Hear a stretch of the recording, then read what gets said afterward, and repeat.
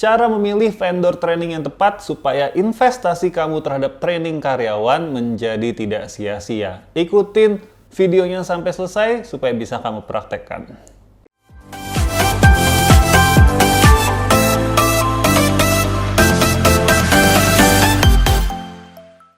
Halo semuanya, kembali lagi di channel Tanya Kasem. Di channel ini seperti biasa kamu bisa belajar hal-hal seputar HR, leadership, dan juga growth mindset. Jangan lupa subscribe dulu dan nyalakan notifikasinya karena setiap hari kita akan memberikan video-video baru. Dalam video ini gue akan membahas bagaimana cara untuk memilih vendor training yang tepat. Yang pertama adalah justru harus mulai dari diri kita sendiri sebagai owner ataupun sebagai HR.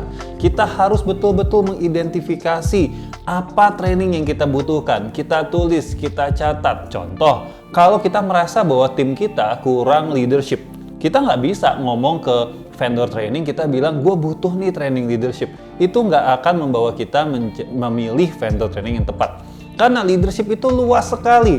Jadi kita harus tahu yang kita butuhkan ini adalah leadership dalam hal apa? Apakah dalam hal delegasi? Apakah dalam hal leadership communication? Apakah dalam hal membuat rencana? Apakah dalam hal membuat visi? Wah, banyak banget. Jadi, supaya kita tepat memilih vendor, langkah pertama adalah identifikasi kebutuhan training kita dengan tepat dan dengan spesifik. Nah, setelah kita mengetahui hal tersebut, maka yang kedua, kita baru bisa mulai invite atau undang vendor-vendor training yang kita ketahui. Sebisa mungkin ada pembandingnya.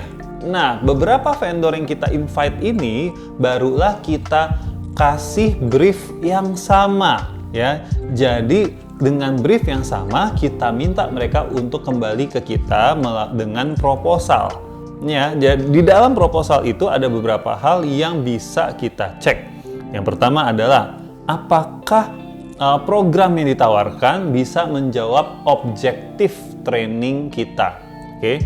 Yang kedua, kita bisa juga cek apakah metode yang ditawarkan kita bisa merasa efektif, ya. Atau kita bisa tanya ke vendornya, kenapa metode ini dianggap efektif untuk mencapai objektif dari training tersebut. Yang ketiga, kita juga bisa cek siapa yang akan mengajarkan materi tersebut. Bisa nggak kita ngelihat contohnya orang tersebut dalam mengajar? Nah, dalam hal ini kita bisa sesimpel googling namanya, lalu kita lihat apakah ada di YouTube, apakah ada di sosial media lainnya tentang bagaimana cara dia mengajar. Yang berikut ya adalah memilih berdasarkan budget. Saya sangat menganjurkan jangan sampai kita mengorbankan kualitas training hanya karena budget yang kita punya terbatas. Lebih baik kalau memang budgetnya belum sesuai, lebih baik coba dinegosiasikan. Atau mungkin kita nggak nge-trainingin semua orang dulu, mungkin hanya beberapa orang dulu sambil kita melihat, sambil kita cek apakah betul trainingnya ini efektif atau tidak.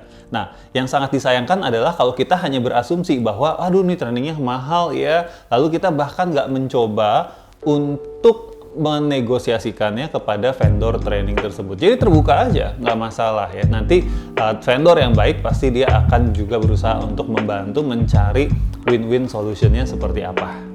Jadi kesimpulannya adalah untuk memilih training vendor yang baik harus dimulai dari kita, yaitu dengan membuat objektif dan kebutuhan training yang spesifik yang kita kasih ke vendor dan minta vendor untuk kembali dengan proposal, dengan metode, dengan materi yang tepat.